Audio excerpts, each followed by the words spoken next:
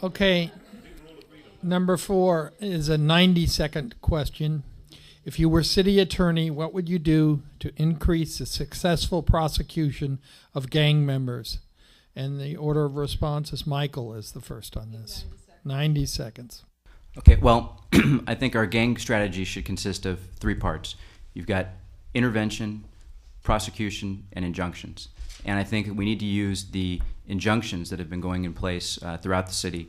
And wherever I go, to areas that are besieged by gang violence that don't have injunctions, residents come up to me and they're practically begging for injunctions to be put in place. Use the injunctions to divert lower risk youth away from the gangs and into alternative programs, so that way the criminal justice system doesn't have to spend their lifetimes dealing with them. For those that are already hardened to the gang life, that just refuse to find a way out or use the alternatives available to them, the simple matter is we need to prosecute the heck out of them. And to the fullest extent of the law, we need to use every tool at our disposal, be it through gang enhancements to certain crimes, but absolutely need to be aggressive and give no quarter on that. David. Thank you. Prevention is better than cure, of course. If we can find ways to stop kids getting into the gangster lifestyle, so much the better. Now, I can speak to that with some experience. I have prosecuted gangs, and I've prosecuted gangs very successfully. From 2002 to 2004, I was assigned to the city of Lancaster, where my ambit was to tackle gang crime, and I did so very effectively. In fact, I'll blow my own trumpet. This is a U.S. Congressional Award I received for being Crime Buster of the Year. And here are some other ones from the county of L.A., from the city of Lancaster, from Palmdale. Because of what I did, I stood up, to people who said you can't do this because it's going to offend certain groups of people if you get tough on crime. And I said, I don't care. My duty is to the majority of innocent people who are being terrorized by these people. You've all seen the growth of graffiti, haven't you, around here? Even our street signs out here, they're now marking their territory. Okay, they've got to be stopped. Let's do something about prevention in terms of getting kids before they get into gangs.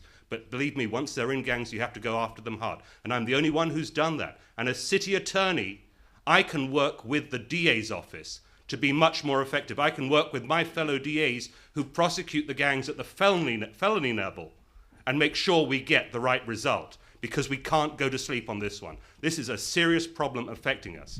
The use of injunctions is a great tool as well, and I'll continue to do what's being done currently. Thank you. My time is up. Nooch, please.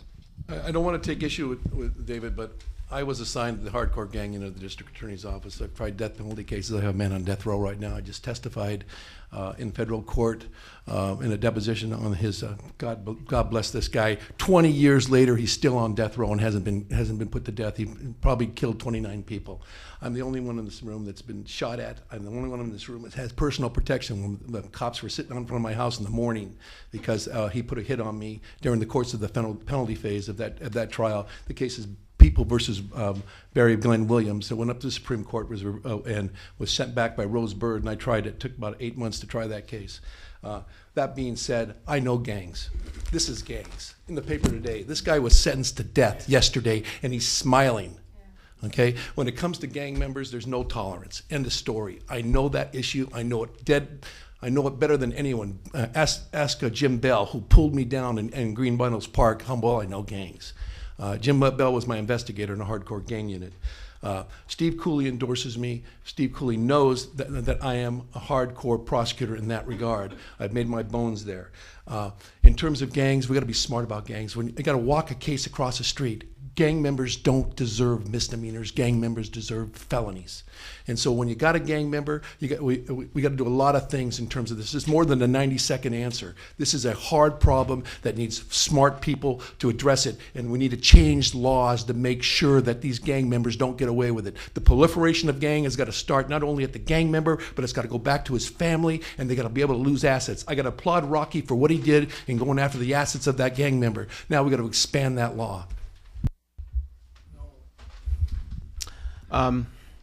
in terms of going after the gangs, people have to understand as well, the city attorney prosecutes misdemeanors. So what I applaud the other candidates with regard to the fact that we need to obviously go after the gangs, cooperate not only with other city attorneys of other jurisdictions, but obviously the DA. And in terms of David's qualifications, if I'm elected city attorney, I think he should be the courtroom guy that basically goes in there and prosecutes the heck out of him.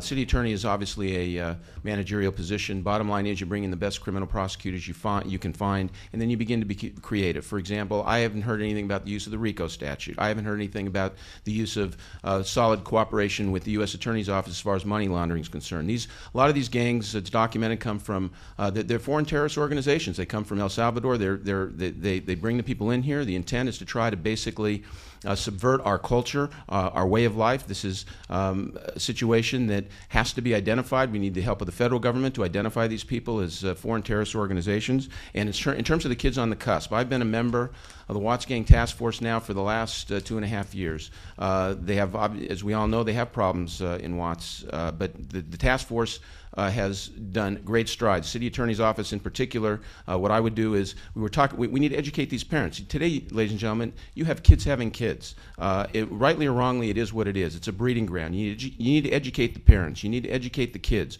You need to have better truancy programs. You need to adopt these middle schools where it festers and begin to demonstrate and show that the people can successfully intervene. Thank you.